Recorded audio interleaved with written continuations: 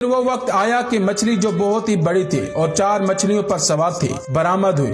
ان لوگوں نے اپنی حسب عادت اس کے سامنے اپنی پیشانیاں رکھ دیں اور سجدے میں گر پڑے۔ جب یہ لوگ اسے سجدہ کر چکے تو حضرت صالح علیہ السلام کے ولی نے اس مچھلی کو حکم دیا کہ وہ خدا کے نام پر میرے پاس آ جائے۔ وہ فوراً ان مچھلیوں کی پشت سے اتر کر ولی صالح کے پاس آ پہنچی۔ پھر آپ نے حکم دیا کہ واپس جا کر 4 مچھلیوں کی پشت پر سوار ہو جا۔ چنانچہ وہ واپس گئے اور 4 مچھلیوں کی پشت پر سوار ہو گئے۔ آپ نے پھر حکم دیا اور سب مچھلیاں داخل دریا ہو گئی۔ اصحاب رس ان تمام واقعات کو اپنی آنکھوں سے دیکھتے رہے، لیکن حضرت صالح علیہ السلام کے ولی کی بات ماننے پر آمادہ نہ ہوئے۔ بالآخر خداوند عالم نے ایک نہایت تند و تیز ہوا بھیجی جس نے ان سب کو دریا کے کنارے سے اڑا کر دریائے برد کر دیا۔ ان کے تباہ ہو جانے کے بعد خداوند عالم نے ولی صالح کی طرف وحی کی کہ ان کا جو کنواں ہے جسے رس کہتے ہیں اس میں کافی زر و جواہر ہیں، انہیں برآمد کر کے اپنے ایمانداروں میں برابر برابر تقسیم کر دو۔ چنانچہ انہوں نے تعمیل حکم باری کر دی۔ علامہ مجلسی کا بیان ہے کہ راہ مکہ میں ایک کنواں موجود ہے جو رس کے نام سے مشہور ہے۔ بہت ممکن ہے کہ یہ وہی کنواں ہے۔ الغرض حضرت صالح علیہ السلام جو قوم سمود کی سرکشی سے عاجز و پریشان تھے ہی، جب ان کے نائب قتل کیے گئے تو انہیں بڑا صدمہ پہنچا اور انہوں نے قوم سمود سے کہا کہ میں تم سے عاجز آ چکا ہوں اور اب تبلیغ کا آخری فیصلہ چاہتا ہوں۔ انہوں نے کہا کہ اگر آپ اپنی تبلیغ پر ڈٹے ہیں تو روز عید ہماری عیدگاہ میں آئیے اور ہمیں اپنی نبوت سے مطمئن کیجیے۔ حضرت صالح علیہ السلام نے دریافت فرمایا کہ تمہارے مطمئن کرنے کا کیا طریقہ ہے اور تم کس طرح مطمئن ہو سکو گے؟ انہوں نے کہا معجزہ چاہتے ہیں، لیکن اس طرح نہیں کہ تم ہمیں تنہا معجزہ دکھا دو، بلکہ اس کی صورت یہ ہے کہ ہماری عیدگاہ میں آ جاؤ اور اعیان و اشراف کے سامنے بات چیت کرو۔ حضرت صالح علیہ السلام نے منظور فرمایا۔ پھر جب عید کا دن آیا اور سب جمع ہوئے اور حضرت صالح علیہ السلام بھی وہاں پہنچ گئے تو ان لوگوں نے اپنے بتوں کے سامنے پرخلوص سجدے کیے اور دست نیاز اٹھا کر دعائیں کی اور اظہار عقیدت کے لیے خوب روئے پیٹے۔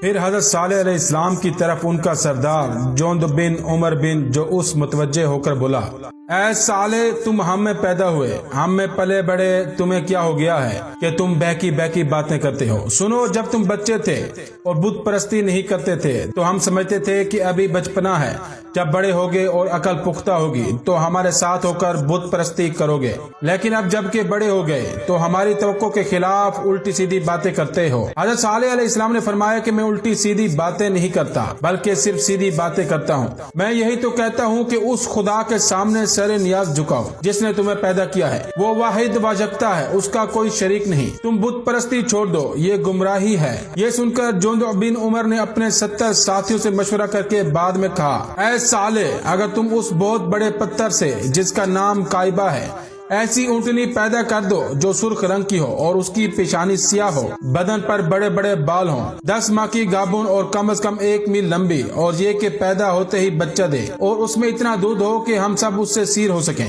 اور اس سے جو بچہ پیدا ہو وہ بالکل ماں جیسا ہو، تو ہم تمہاری تصدیق کریں گے اور تم پر ایمان لائیں گے، اور اگر تم ہماری یہ شرط پوری نہ کر سکے تو ہم تمہیں زندہ نہ چھوڑیں گے۔ یہ سن کر حضرت صالح علیہ السلام نے فرمایا کہ اچھی طرح وعدہ کرو کہ اگر تمہارے کہنے کے مطابق اونٹنی پیدا ہو گئی تو تم ضرور ایمان لاؤ گے، اگرچہ تم نے جو بات کہی ہے ہمارے لیے بہت دشوار ہے، لیکن ہمارے خدا کے نزدیک کچھ بھی نہیں ہے۔ ان لوگوں نے کہا کہ ہم جو وعدہ کر رہے ہیں وہ اٹل ہے۔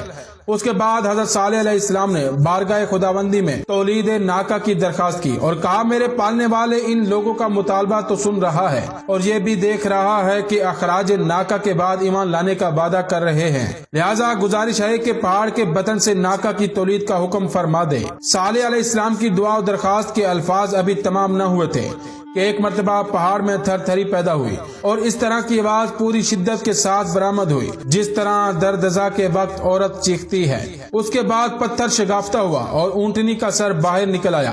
ابھی سر اور منہ ہی باہر نکلا تھا کہ اس اونٹنی نے آواز لگائی اور سارا جسم باہر نکل آیا۔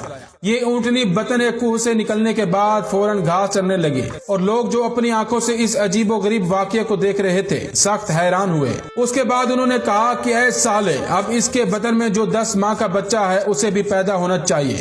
حضرت صالح علیہ السلام نے فرمایا کہ وہ بھی ابھی ابھی پیدا ہو جائے گا، چنانچہ وہ اسی وقت اپنی ماں کے پیٹ سے پیدا ہو گیا اور پیدا ہوتے ہی اپنی ماں کے گرد گھومنے لگا۔ پھر دونوں اپنی اپنی غذا حاصل کرنے میں مشغول ہو گئے۔ یہ دیکھ کر جند بن عمر مومن ہو گیا اور اس کے ساتھ 70 میں سے 5 اور ایمان لائے۔